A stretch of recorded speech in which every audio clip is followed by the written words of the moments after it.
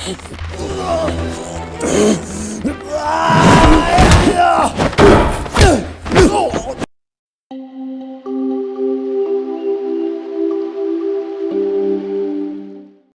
away, so everything's far away. The lights on your face, don't let your dreams.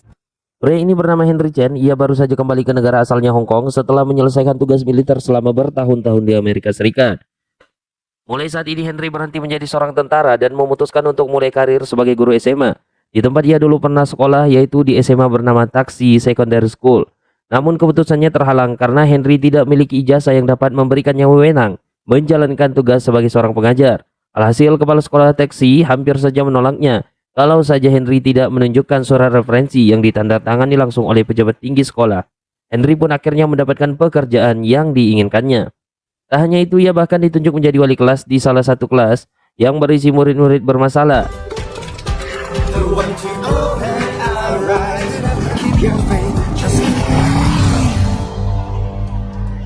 Pagi itu, di hari pertamanya mengajar, Henry begitu terkejut melihat keadaan kelasnya. Benar-benar kacau, tidak ada satupun murid-murid di kelas yang datang ke sekolah dengan niat ingin belajar. Bahkan untuk bisa memperkenalkan diri saja, Henry sampai harus bersusah payah karena mereka terus mengabaikannya.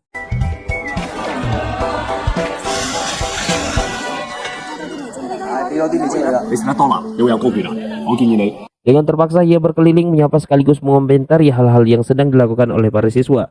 Ketika akhirnya ia mendapatkan perhatian murid-murid, Henry pun mulai menulis nama sekaligus nomor WA-nya di papan tulis. Namun seluruh siswa menertawakannya karena tulisannya sangat jelek. Seorang siswa lancang menyuruhnya untuk meninggalkan kelas. Hingga inilah yang terjadi, Henry harus menunjukkan sedikit kemampuannya di depan mereka.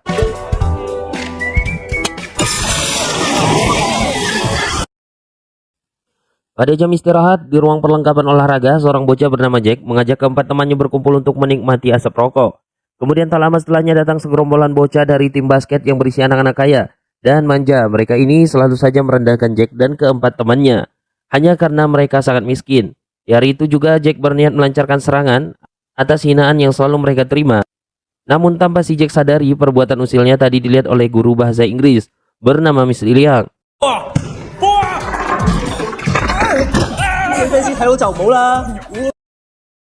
Miss lalu memberikan hukuman untuk menyalin satu kalimat sebanyak 20 lembar di kertas. Keempat teman yang lain juga ikut mendapatkan hukuman yang sama. Tapi bukannya nurut, kelima bocah ini malah mengerjai balik Miss Liang.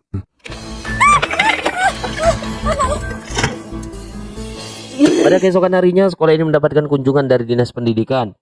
Mereka melakukan peninjauan setelah sekolah tersebut memiliki reputasi yang sangat buruk di Hong Kong. Dari tahun ke tahun jumlah murid yang berminat untuk masuk ke sekolah ini terus berkurang.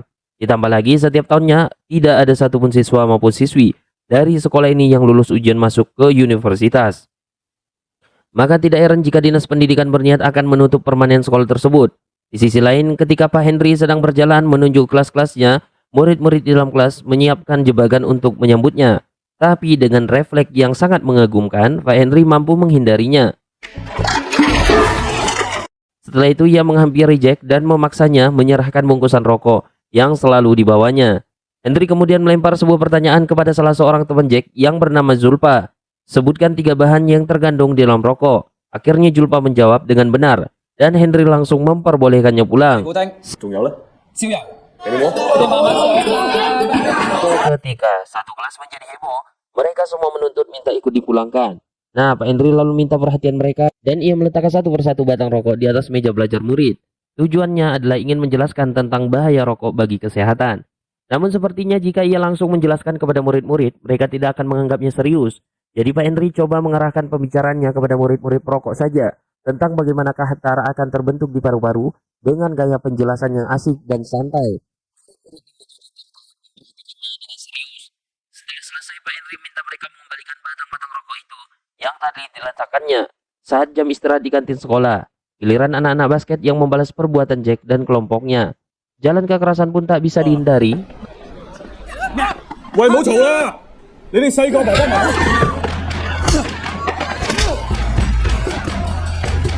Namun disayangkan keributan itu berujung dengan dikeluarkannya Jack beserta keempat temannya dari sekolah. Tentu saja Jack merasa keputusan kepala sekolah ini tidak adil.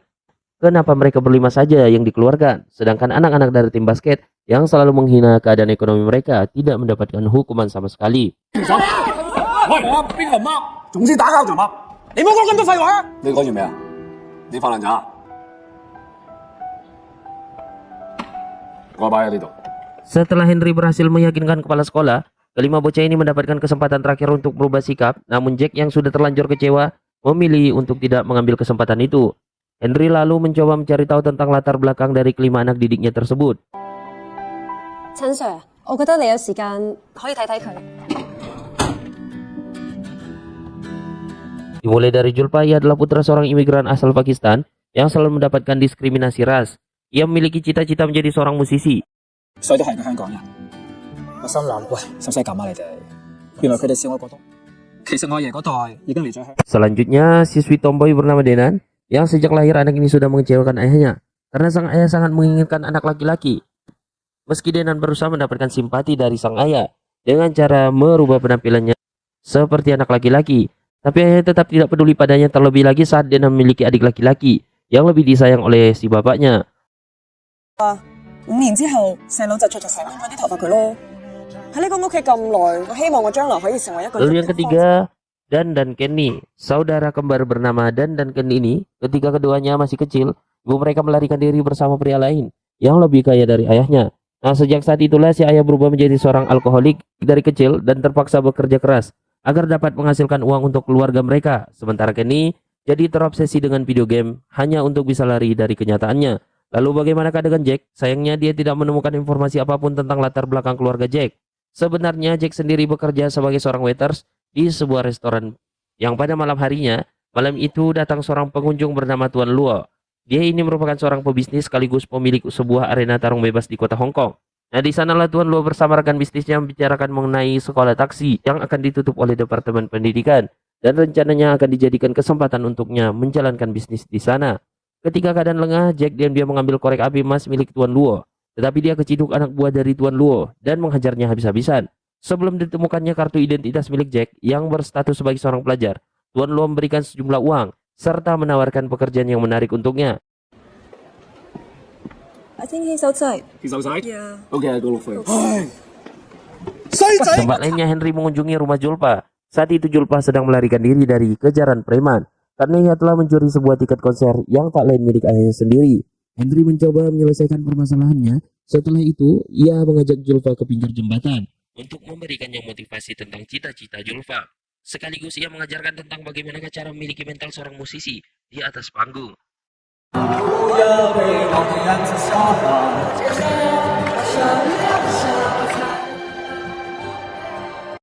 Sementara itu, pada larut malam di rumah si kembar, Danny dan Kenny, ayah mereka baru saja pulang terlambat. Seperti biasa, si bapak ini membuka kulkas dan melihat stok birnya habis. Lalu ia menyuruh salah satu dari mereka untuk membeli bir, tapi mereka menolaknya. Pitam ayahnya pun naik dan membuatnya mengancam akan mengusir mereka dari rumah. Keesokan harinya Henry datang menemui si ayah. Ia mengedukasi si bapak tentang bahaya minuman keras dan menyarankannya untuk berhenti mengkonsumsinya. Mungkin dengan begitu si bapak dapat mengembalikan hubungan harmonis bersama kedua anaknya. Sementara itu di rumah Denan, ayahnya membelikan perlengkapan make up dan memintanya untuk berdandan layaknya seorang gadis. Namun Denan yang sudah muak dan kesal lalu menyelinap keluar dengan membawa mobil ayahnya. Tak jauh ia mengemudi, Henry datang menghentikannya. Pak Henry menasihatinya serta melarang Denan mengemudi karena ia belum memiliki SIM.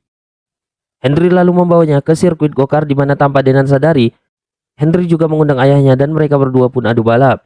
Sayangnya mobil balap Denan mengalami kecelakaan. Untungnya Denan masih sempat menyelamatkan diri. Hanya saja sang ayah jadi merasa bersalah dan terus menangis karena mengira sudah kehilangan putrinya. 你咁叻，揸出界先算啦。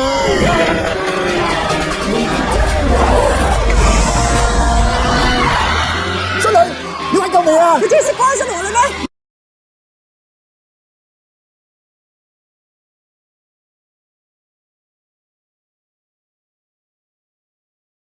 Dan dari situlah Denan memahami akan satu hal, bahwa sebenarnya dirinya begitu berharga bagi sang ayah.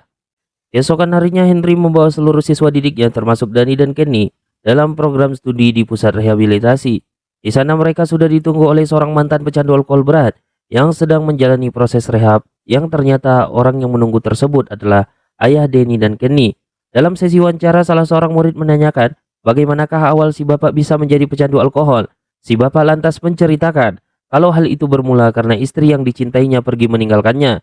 Dari situ ia mengalami titik terendah dalam hidupnya, sampai merubahnya menjadi seorang alkoholik dan membuatnya lupa bahwa dia masih memiliki tanggung jawab sebagai seorang ayah. Dia mengaku menyesal dan meminta maaf kepada kedua anaknya.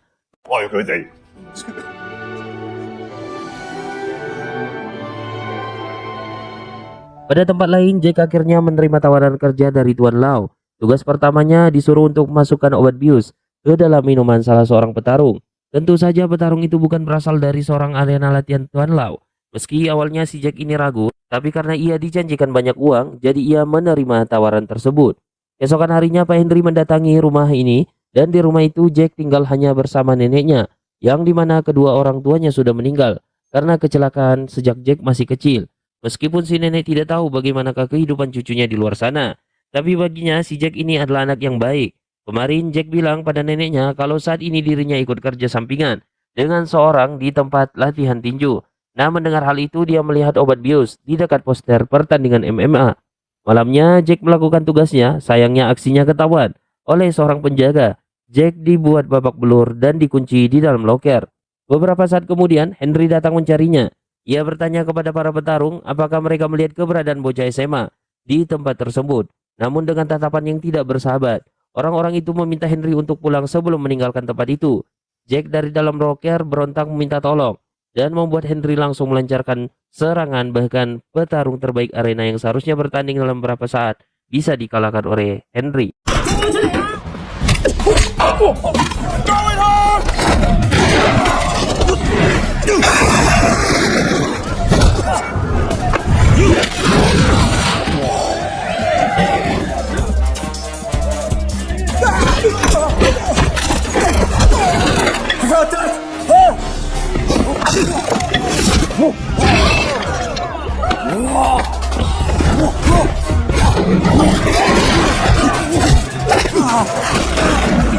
Setelah itu Jack mencoba mengungkapkan kebenaran tentang siapakah Tuan Lau kepada polisi. Tapi Tuan Luo tetap berkelit sampai akhirnya ia dapat lolos dari penahanan.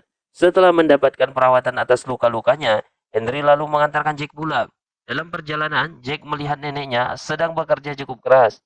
Disitulah ia berpikir untuk pergi ke sekolah dan belajar dengan giat demi bisa meringankan beban si nenek. Sementara itu, atas kejadian tadi malam, berita perkelahian yang melibatkan guru SMA taksi menjadi viral. Ini murid-murid SMA taksi menaruh rasa hormat yang tinggi kepada Pak Henry, serta mengidolakannya.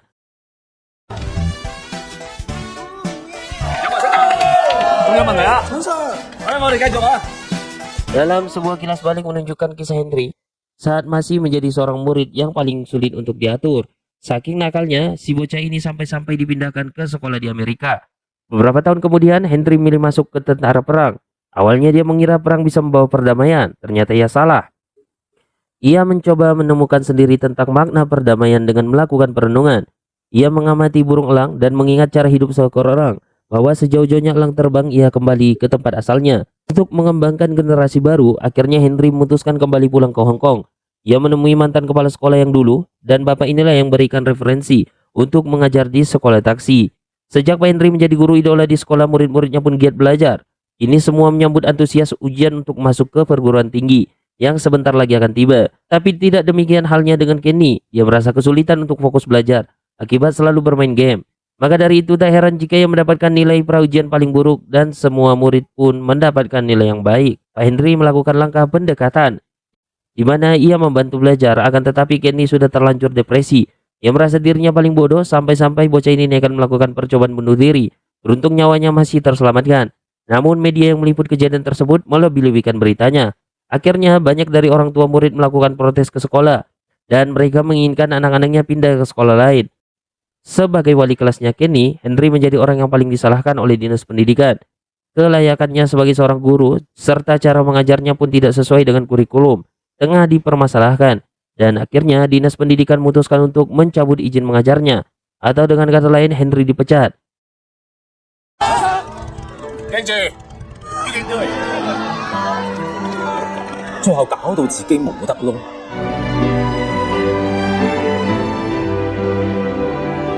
Sejak hari itu murid-murid kelas 3 SMA sepakat untuk belajar 2 kali lipat lebih giat dari biasanya.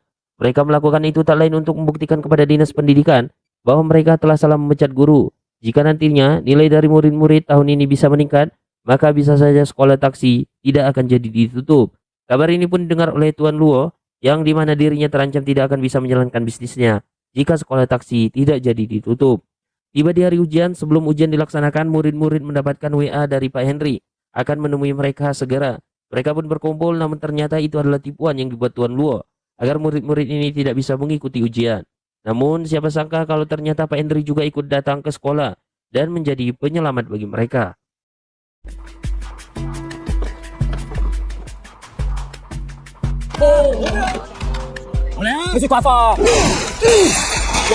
Saat duel satu lawan satu dengan Luo, di sini pun terungkap kalau sebenarnya Tuan Luo adalah teman sekelas Henry yang dulu tangannya pernah ia patahkan ketika keduanya terlibat perkelahian. Kejadian itu pun mengubur mimpi Tuan Luo yang pernah bercita-cita menjadi seorang pianis. Sebenarnya Henry terus kepikiran dengan apa yang pernah dilakukannya sampai saat ini, hingga ia masih merasa sangat berhutang. Satu permohonan pada Luo yaitu permohonan maaf sebagai hukuman atas rasa bersalahnya. Tanpa ragu, ia langsung menusuk kakinya sendiri, lalu menyampaikan permaafan kepada Luo.